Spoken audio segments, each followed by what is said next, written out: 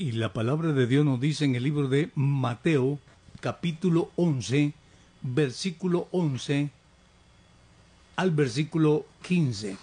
La palabra del Señor nos dice Mateo, capítulo 11 y versículo 11 al 15.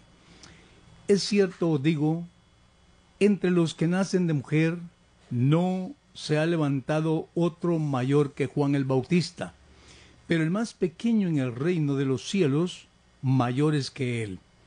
Desde los días de Juan el Bautista hasta ahora, el reino de los cielos sufre violencia, y los violentos lo arrebatan, porque todos los profetas y la ley profetizaron hasta Juan. Y si queréis recibirlo, él es aquel Elías que había de venir. El que tiene oídos para oír, oiga. Juan el Bautista es el Elías prometido, según en el Antiguo Testamento, en el libro de Malaquías. En la Biblia varias veces se traduce espíritu por don, o don por espíritu, también por cualidades y características de individuos.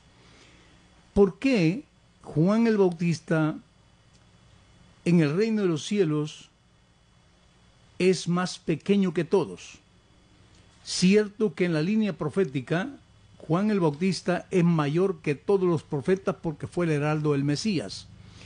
Pero en el reino de Dios, el mayor o el más simple hermano bautizado en el nombre de Jesús es mayor que él. ¿Qué se necesita para entrar en el reino de los cielos? Juan capítulo 3, 5 al 6, nacer de nuevo. Es necesario nacer de nuevo. Juan no tuvo este privilegio. Él fue un predicador en la dispensación pasada por la ley. De todos los predicadores del Antiguo Testamento, Juan es el mayor, pero en la iglesia, que es el reino de los cielos, el más pequeño es mayor que él.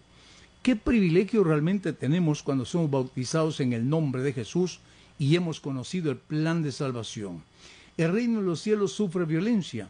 ¿A qué se le refiere el reino de los cielos sufre violencia?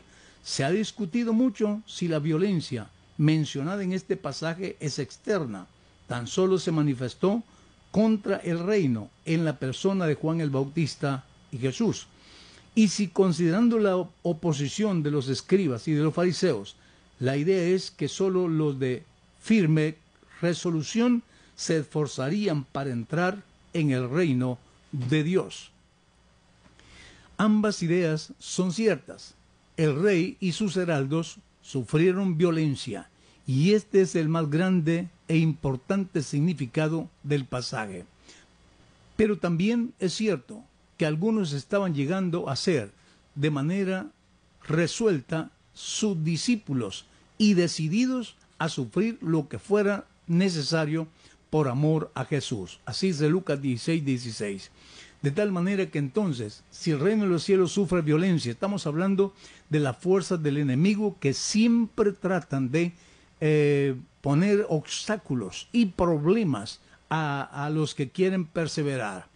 Pero es importante que usted, hermano, que se ha decidido servir a Jesús, también sepa que se ha hecho de un enemigo cruel que es el Satanás mismo, y que esté dispuesto a desbancarlo como quiera que sea en el nombre de Jesús. Recuerdo una historia que hay de los Estados Unidos cuando ejecutaban a personas con balas. Se dice que ponían a los que iban a morir, iban a ser ejecutados, los ponían de rodillas y luego amarrados sus ojos con un velo.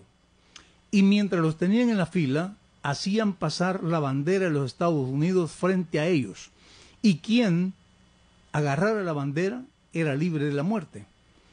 Y la verdad, recuerde usted, nadie le decía el momento que la bandera iba a pasar. Y estando con los ojos vendados, como podía ver.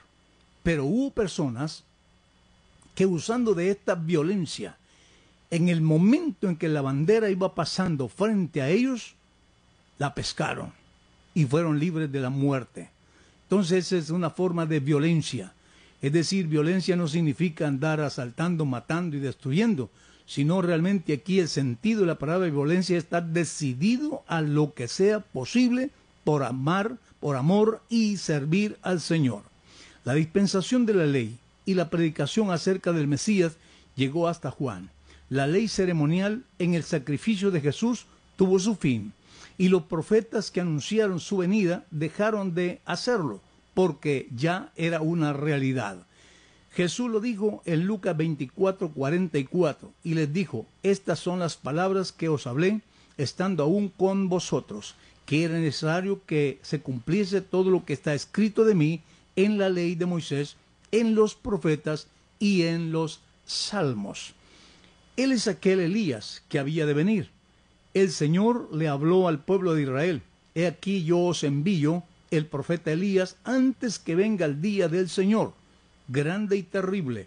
Malaquías 4:5. Aquí el día del Señor, estamos hablando ya del día de la redención que Jesús hizo por nosotros. Mateo 11:14 afirma: Él es aquel Elías que había de venir. Mataron a Juan y se quedaron esperando a Elías. Mateo 16:14. Ellos dijeron, uno Juan el Bautista, otros Elías. Les dijo Jesús, le dijeron a Jesús: ¿eres tú Elías?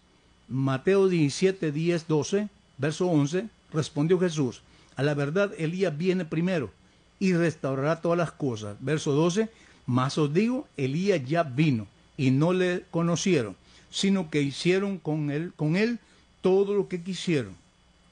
Así también el Hijo del Hombre padecerá por ellos. Lucas 1:17. E irá delante de él con el espíritu y el poder de Elías, para hacer volver los corazones de los padres a los hijos, y de los rebeldes a la prudencia, de los justos para preparar al Señor un pueblo bien dispuesto. Juan el Bautista es aquel Elías que había de venir. Es mayor que todos los profetas del Antiguo Testamento y es el más pequeño en el reino de los cielos. La iglesia del nombre de Jesús. Juan es el Elías prometido. La persona es diferente, pero el ministerio es el mismo. Juan tenía los mismos rasgos y cualidades que tenía el profeta Elías, como lo podemos ver. ¿Cómo podemos comprobar el parecido de Juan el Bautista con Elías? Un personaje oscuro en el pueblo. Su vestimenta era idéntica, de pelo de camellos, en la época que no había un mensaje claro. La situación moral de Israel destruida. Lugar de aparición no se conoce. Frente a un rey testifica de Jesús y fue sentenciado por la mujer de un rey. Así fue Elías y así fue Juan. De tal manera que ¿para qué estar esperando a otro Elías? Juan el Bautista era el Elías prometido antes que el Señor apareciera en su predicación. De tal manera que a Juan el Bautista se le conoce como el heraldo del Mesías. Pero él predicaba a Jesús como el único y verdadero Dios.